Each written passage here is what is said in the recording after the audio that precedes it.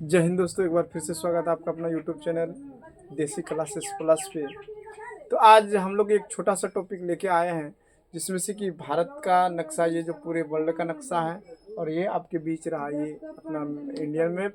तो इसमें से थोड़ा थोड़ा सा सिमिलरिटी, जैसे कि हम लोग कई बार क्या होता है कि हम लोग के बच्चे जब एग्जाम आते हैं छोटे छोटे क्वेश्चन, तो वहाँ पे कन्फ्यूजन रहता है। जैसे क्वेश्चन आता है यहाँ पे, देखिए भारत अगर जब बात किया जाए तो सबसे पहले अगर जब महादेश की बात किया जाए तो यहाँ पर टोटल कुल अगर जब बात किया जाए तो 7 महादेशों में डिवाइडेड है हमारा पूरा वर्ल्ड।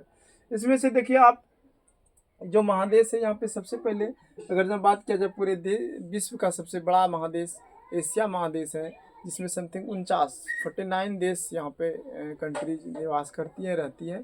तो उसी में से अब हमारा जो भारत देश है उसी में से एक छोटा सा देश है, जो कि क्षेत्रफल की दृष्टि से अगर हम बात किया जाए तो वो 32,87,263 वर्ग किलोमीटर है। ऐसे लिखाता है 3.8 लाख वर्ग किलोमीटर ऐसे लिखाता है इसका वर्ग किलोमीटर। और अगर जब बात किया जाए ये कितने स्थान पे है क्षेत्रफल की दृष्टि से, ये क्षेत्रफल की दृष्टि से 7वें स्थान पर है। और अगर जब बात किया जाए इसका पॉपुलेशन की बात किया जाए, जनसंख्या की बात किया जाए, तो ये हमारा भारत देश अभी एक प्रथम स्थान पे आता है जनसंख्या की दृष्टि से।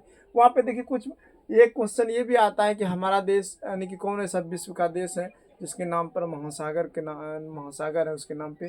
देखिए ये हमारा भारत देश हुआ, इसके नाम पर हमारा हिंद महासागर है। तो ये भी क्वेश्चन एक मोस्ट इम्पोर्टेंट भूगोल का है कि हिंद यानी कि हमारे हिंदुस्तान के नाम पर हिंद महासागर भी रखा गया है। और इसमें देखिए छोटी छोटी बात क्या आता है कि यहाँ पर जो हम लोग की बात किया जाए बंगाल की खाड़ी, यहाँ पे छोटा छोटा दिखेगा, उतना दिखेगा ना स्पष्ट रूप से। तो ये बंगाल की जो खाड़ी है, ये बंगाल की खाड़ी और इधर हो गया आपका अरब सागर और इधर हो गया हिंद महासागर।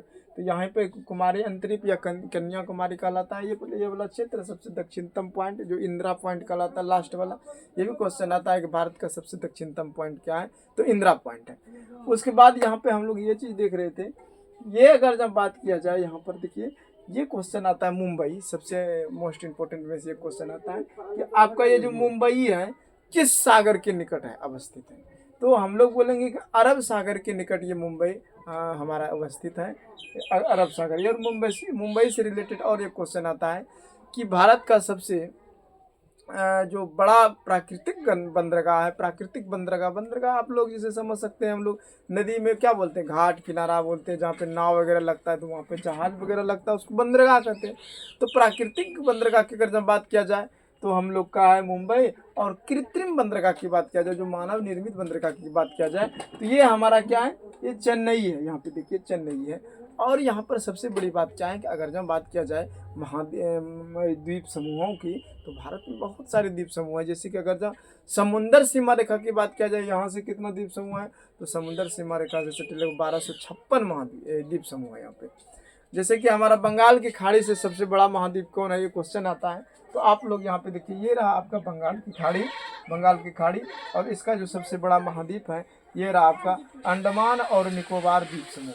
ये भारत का सबसे बड़ा द्वीप समूह है। और अगर जब बात किया जाए ये किस यहाँ क्वेश्चन आता है, सॉरी ये क्वेश्चन आता है कि बंगाल की खाड़ी से सबसे बड़ा द्वीप समूह कौन है बंगाल की खाड़ी का, तो ये अंडमान और निकोबार द्वीप समूह है, अंडमान और निकोबार द्वीप समूह। उसके बाद अगर जहाँ आता है क्वेश्चन की अरब सागर की बात किया जाए, तो यहाँ पे देखिए आपका लक्षद्वीप आता है।